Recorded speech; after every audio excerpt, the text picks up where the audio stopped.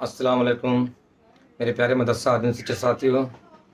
जैसा कि आज मेरे पास बहुत सारे मदरसा दिन शिक्षक का फ़ोन आया और वो यही कहते हैं कि न्यायालय सरकार के अधीन कार्य करती है।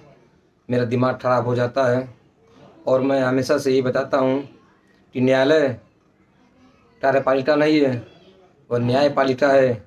लेकिन बहुत 22,000 मदरसा दिन शिक्षक को लगभग यही विश्वास है कि जो सरकार चाहेगी वही न्यायालय में होगा। तो मेरे प्यारे शिक्षक साथियों, आज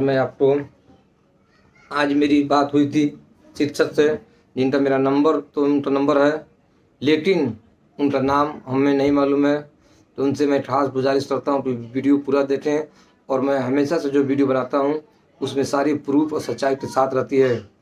तो जैसा कि आप लोग को मालूम होगा, बहराइच ज़िले में एक मज़ार है सैयद सलार गाजी की, जो लगभग 500 सालों से वहाँ पे मेला लगता था और मेला लगता आया था। लेकिन इस बार सैयद सलार गाजी पे विवाद हो गया और प्रशासन ने वहाँ पे मेला लगने की अनुमति नहीं दी।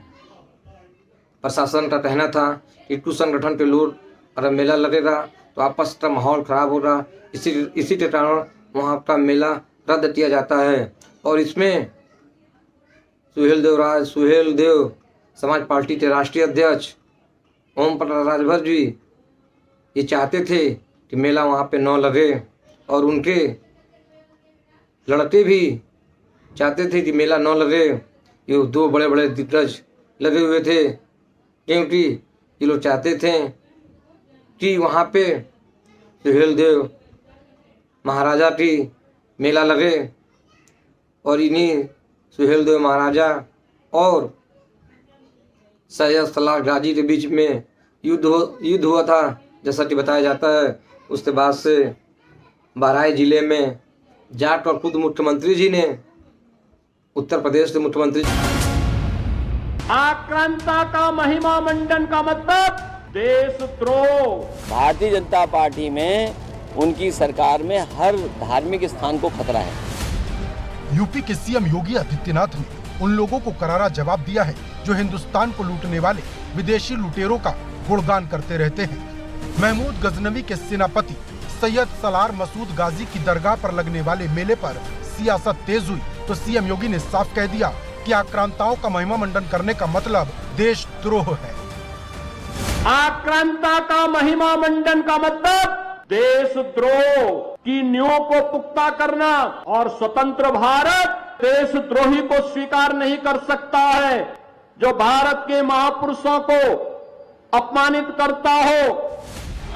दरअसल संभल के नेजा मेले के बाद अब यूपी में कई ने कहा था आक्रांता का महिमा मंडन का मतलब देशद्रोह होगा और इतनी बड़ी बड़ी हस्तियां लगी थी कि वहाँ पे मेला न लगे।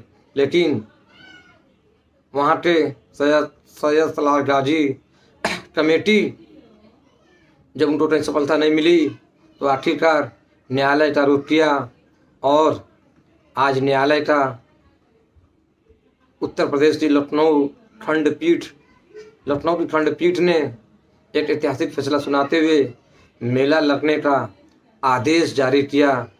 तो मेरे प्यारे मदरसा दिन शिक्षक साथियों, जैसा कि हम लोग को जो बताया गया समझाया जाता है कि जो जिसकी सरकार रहती है न्यायालय उसी के अधीन कार्य करती है।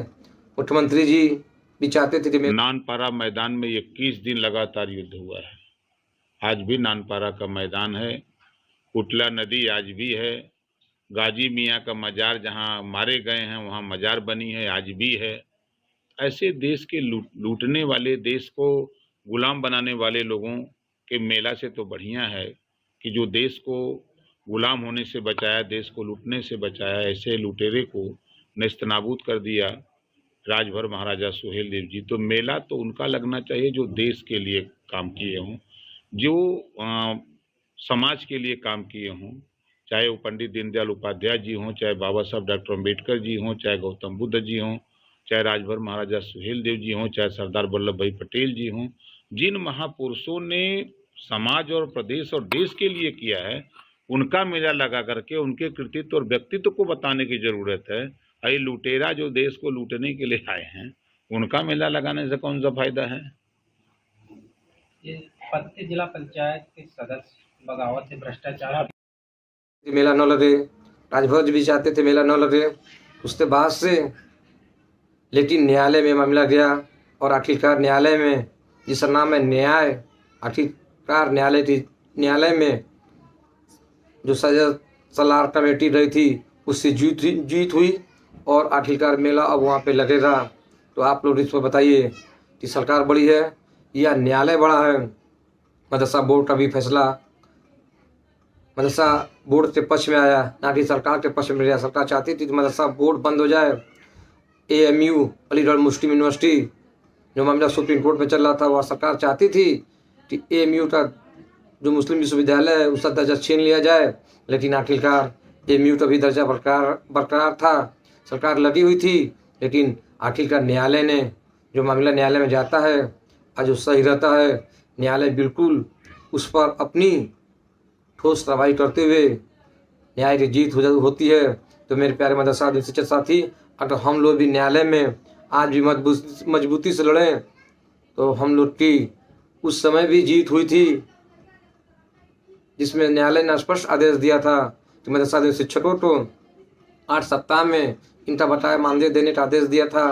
दुर्भाग्यपूर्ण था कि हमारे राष्ट्रीय अध्यक्ष साहब जो बहराइच जिले के ही हैं और वह भी न्यायालय को पावर को जान गए होंगे, जो कहते हैं कि न्यायालय में समय लगता है।